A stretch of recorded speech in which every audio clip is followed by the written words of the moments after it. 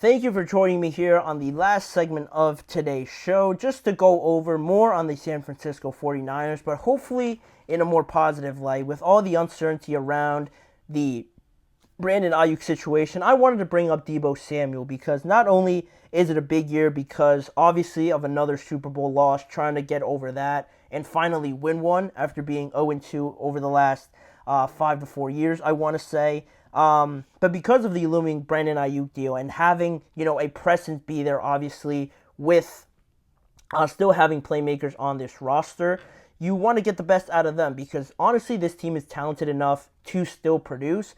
But on top of all of that, we're talking about Deebo Samuel here, considered one of the best potentially wide receivers that they have still in the NFL, but he hasn't really shown it yet. I feel like there is a gear that he can get to, but we just obviously haven't seen it, right? Because maybe Ayuk has, shined through, he's broken through, become probably their best wide receiver, and Deebo, with the fact that he brought the running aspect to it, that was sort of died down now with Christian McCaffrey coming in, so it was kind of awkward to kind of fit him in. He also was dealing with some injuries as well to fit it all in together with that. So I feel like this year we've seen all the signs that to me are screaming to have Deebo sort of break out yet again here in 2024 because it's been since 2021 that we haven't mentioned Deebo in that Pro Bowl All-Pro sort of conversation. And I think he's definitely talented enough to be in there, but it's just about producing it and showing it now in 2024. And Deebo mentioned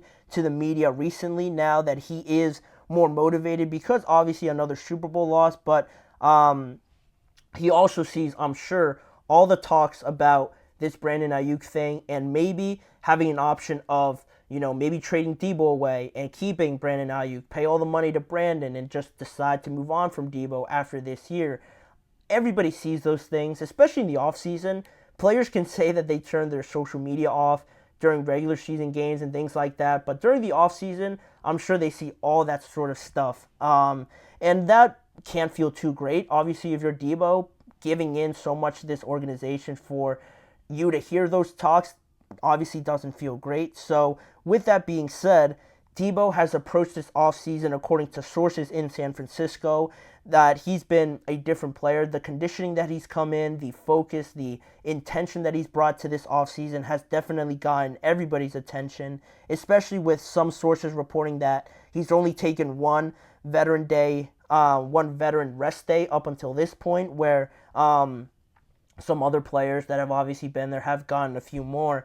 Deebo has decided to not take those. He's also been on the field just in general a lot more than a lot of the players on offense, a lot of the notable players, but also, just being in there, play in and play out, not showing any signs of, taking it easy. He's really intentional about making the most out of this season, and it has gotten Fred Warner's attention.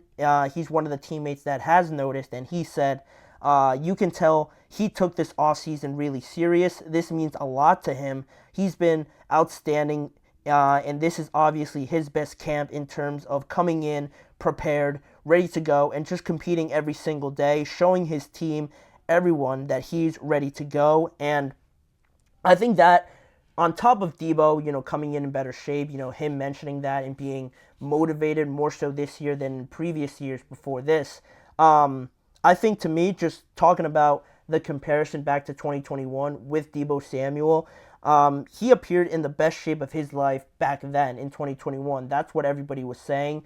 And based off of that, heading into 2021 and having the intention and the focus that he did in that year's training camp, he produced 77 receptions, 1,400 yards, 6 touchdowns, 8 rushing touchdowns, and 365 rushing yards. He made the All-Pro and the Pro Bowl in that year. So, lofty numbers to live up to, obviously. And that's the standard now that Deebo has set for himself.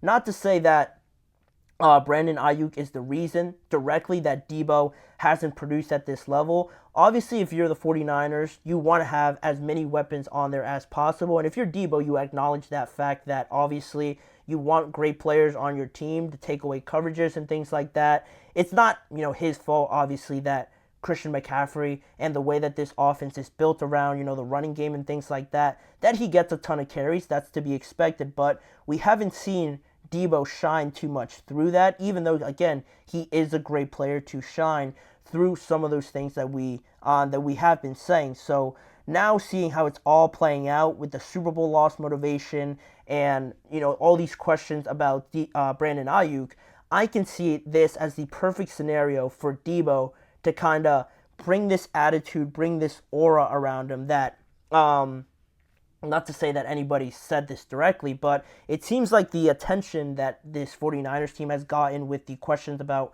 Brandon and things like that, I think Deebo's bringing this attitude of sort of thinking, you think we're trash now because, one player left?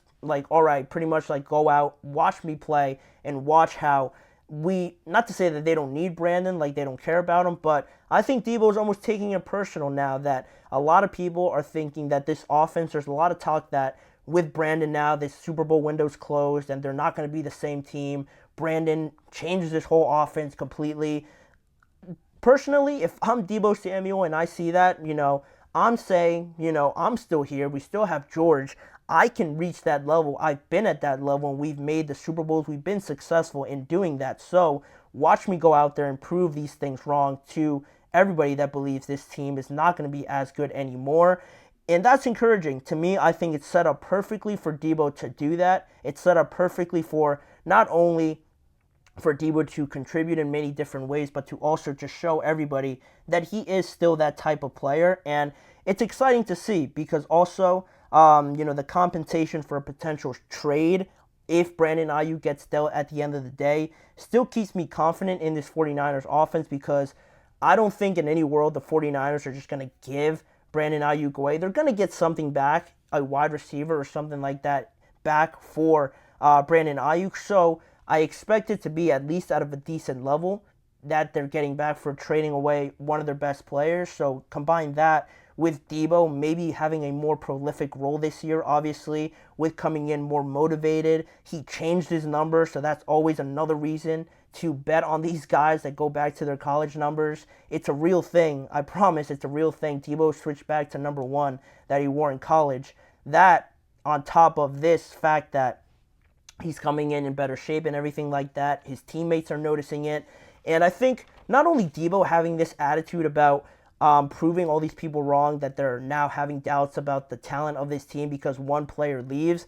I think Kyle Shanahan has shown to be a little bit annoyed by it. He does a good job of playing it off, but the fact that he's being asked about Brandon, wanting to keep Brandon, but not being too satisfied with Ayuk's actions and his attitude, I think also Kyle Shanahan is pretty ticked off a little bit that the questions are coming in about Kyle, can you win the Super Bowl? Is this team talented enough now if Brandon leaves?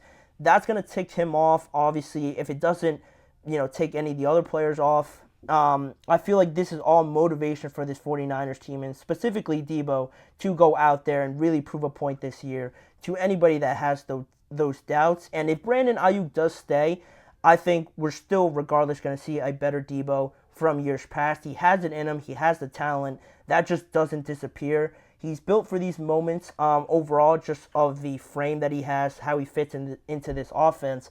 It should be exciting. I think Deebo for the last few years has been around the midway point, talking about receivers, but now I truly am buying into this Deebo hype. The talk about him, how he's coming in this year. It should be another big year, and it usually works out this way. I don't know why, but usually when things happen like this, teams start counting out some of these better teams, some of these better players, they always respond, at least the great ones, and Deebo Samuel is certainly one of the great wide receivers we have in our league, in the NFL, in this day and age. So watch it. I'm calling it here again. On top of Kyle Pitts getting a big year this year, watch out for Deebo Samuel as well. I'm telling you, it's going to happen. But overall, that's going to wrap it up for today's show. I want to thank you guys for joining me on today's episode of the GSMC Chip Shot Football Podcast. Please remember to like, follow, and subscribe to the show, as well as following the network on all forms of social media. If you want to see more of this show, also check out both YouTube channels, the GSMC Podcast Network channel and the GSMC Sports Network channel for more of the live shows, more individual segment videos, and YouTube shorts, all on both channels as well. And lastly, tune in every weekday at 6:30 p.m. Eastern Time for more discussions and all the latest stories around the NFL with me, Manny Maradiaga, as your host. Thanking you for joining me. Hope you guys all have a great weekend, and I'll see you guys back here again on Monday.